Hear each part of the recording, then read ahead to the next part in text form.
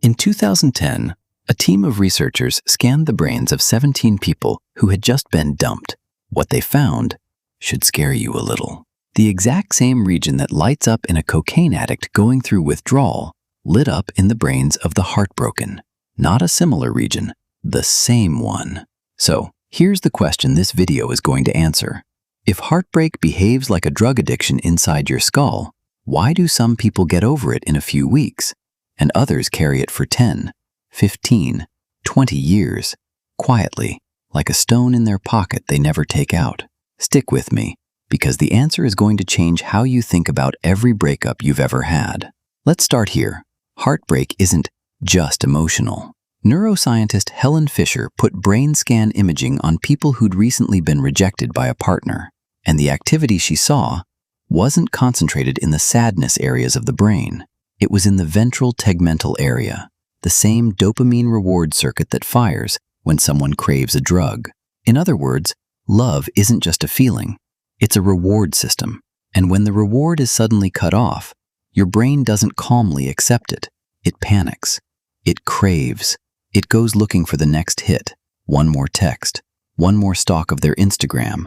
One more, "Can we just talk?" That's not weakness. That's neurochemistry doing exactly what it evolved to do. And it gets stranger. Psychologists Naomi Eisenberger and Matthew Lieberman ran an experiment where people were deliberately excluded from a simple ball-tossing game. Nothing dramatic, just left out. Brain scans showed the anterior cingulate cortex lighting up, the exact region that processes physical pain. Social rejection and a broken bone are processed in part by the same neural real estate. So, when someone says heartbreak physically hurts, they're not being dramatic, they're being accurate.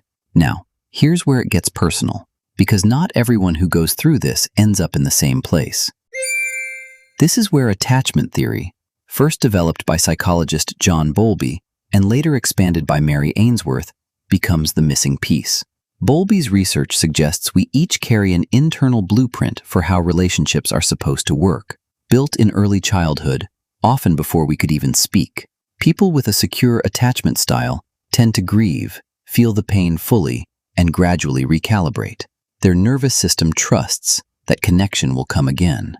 But people with an anxious attachment style, often shaped by inconsistent caregiving early in life, experience heartbreak differently. Studies on attachment and breakup recovery have found anxiously attached individuals report significantly more intrusive thoughts, more difficulty regulating emotion, and longer recovery timelines. Why? Because the breakup doesn't just confirm a loss. It confirms an old, deep-rooted fear.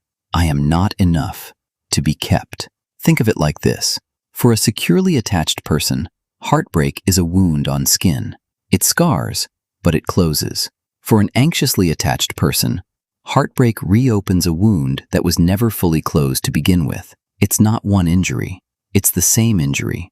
Again. Here's the part that reframes everything. Fisher's research literally compared heartbreak recovery to drug withdrawal, cravings, obsessive thinking, relapse, texting your ex at 1 a.m. anyone, and a slow detox period where the brain has to relearn how to produce its own sense of reward without that person.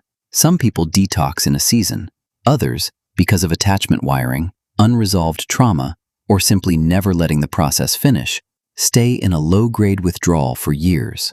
Not obviously, not dramatically, just a quiet unease every time a certain song plays. So why do some people never fully recover? Because heartbreak isn't really about the person who left. It's about what that loss touches on the inside. And if what it touches was already fragile, the breakup doesn't just end a relationship. It reopens a story that started long before that person ever walked in. The good news? Attachment styles are not permanent sentences. Therapists call it earned secure attachment. And it's proof. The wiring can change. If this helped you understand your own heartbreak a little better, subscribe, because next week, we're breaking down exactly how that healing happens. Thanks for watching, and see you in the next briefing.